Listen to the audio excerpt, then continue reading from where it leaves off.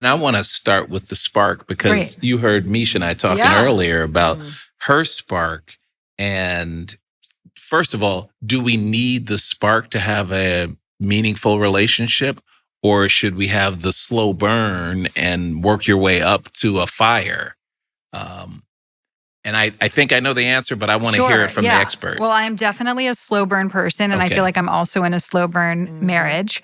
So through the work that I do, I would often hear from people, okay, I went on a date with this guy. He was great. We had tons to talk about. I'm not going to see him again.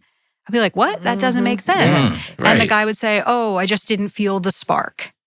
And so this spark concept kind of became my nemesis, where I was like, all these people are saying no to great potential partners because they don't feel instant fireworks, instant chemistry. And so there's 3 main myths that I want to tell Lily and everyone else about the spark. Okay. So the first myth is that if this is your person, you're going to feel instant chemistry. And that's just not true. There's research showing that only 11% of people found love at first sight. And so for many people, it grows over time. And there's this concept in psychology called the mere exposure effect. What it means is the more you're around something, the more it becomes familiar. And the more familiar it is, the more you really grow to like it. So it's why you might like a song after hearing it for a few times, or why people end up dating someone in their freshman hallway. And so oftentimes, whether it's somebody at work or in your friend group, as you get to know them more, you see, wow, they really lit up when we played Scrabble together, seeing them at that concert, like they're just so full of life. And so the spark can definitely grow over time. So why do people get so locked into the spark? Is that something we heard? I think it's that sometimes we do feel the spark. And so it's real. It's not that the spark is fake, but I think that we misunderstand it. So the second myth of the spark is that if you feel it, it's a good thing.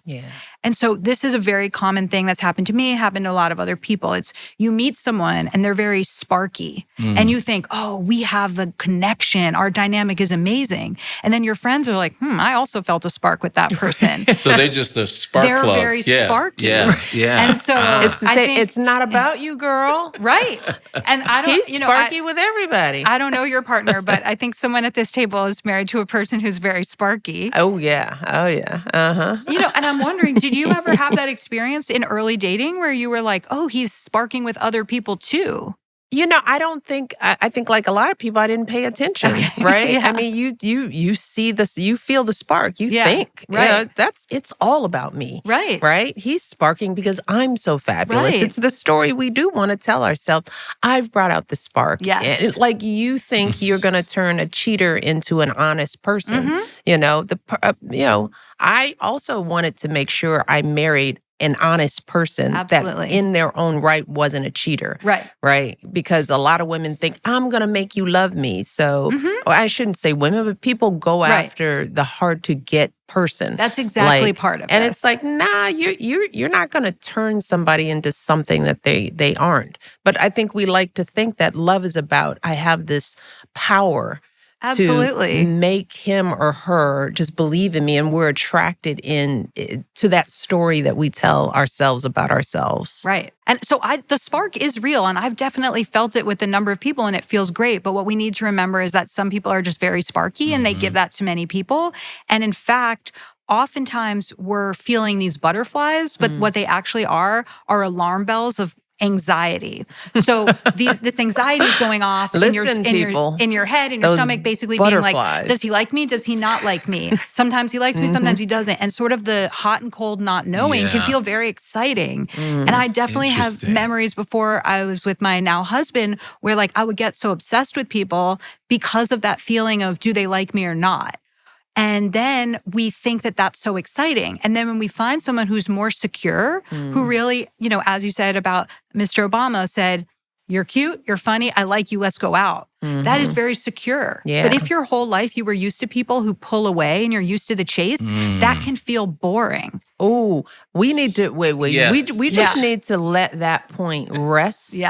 So that our listeners and our YouTube people, because that's y'all out there, that there's all this internal dysfunction going on. Butterflies, that's not love. That's crazy.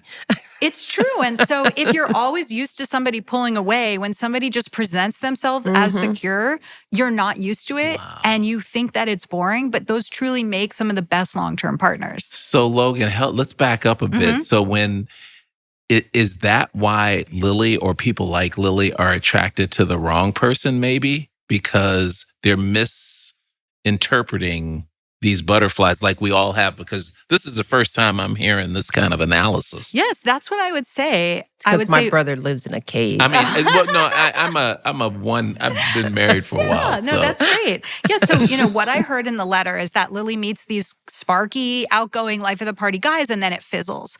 And so it's like you start really hot and heavy, and then over time it fades. And instead, I'm a huge fan of the slow burn. And the slow burn is somebody, they may not be initially the most charismatic person, but as you spend time with them, you like them more and more over time. And so sort of similar to your story, my husband and I met, and we met at a lunch. And I definitely felt connected to him and interested in him, but really more saw him as a friend. Wait, you met him in the wild? Yes, we did.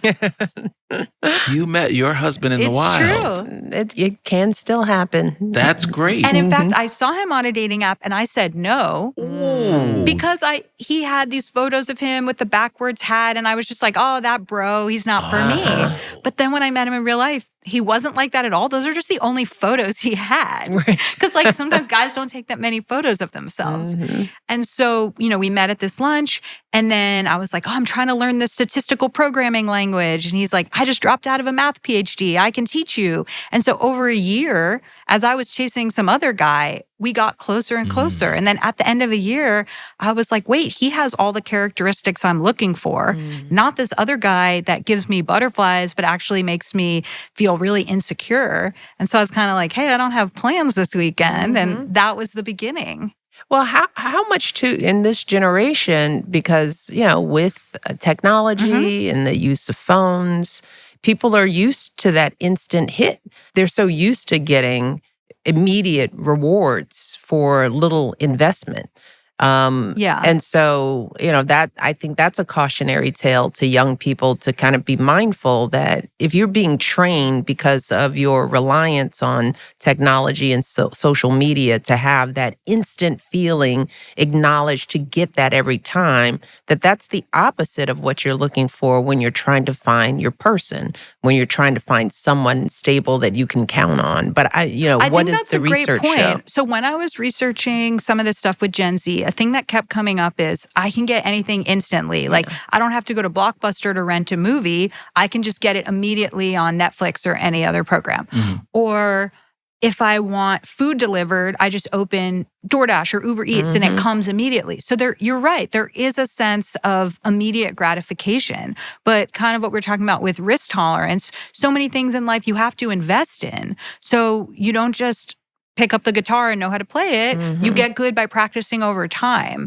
And the same thing is true with dating. I think dating is a skill and you have to invest in it. And also people take time to open up.